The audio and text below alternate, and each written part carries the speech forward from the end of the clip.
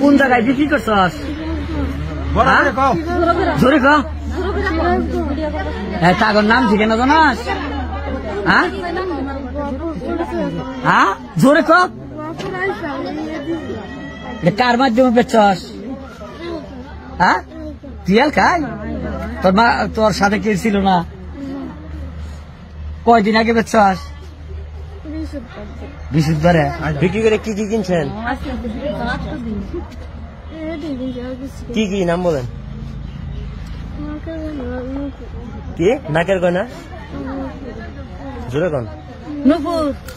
Mobile আর কি? Mobile কত টাকা নিছে? হ্যাঁ বাকি টাকা কই? ঘুরতে ঘুরতে নগদ পাওয়া গেছে 1460 টাকা। 40,000 মতো।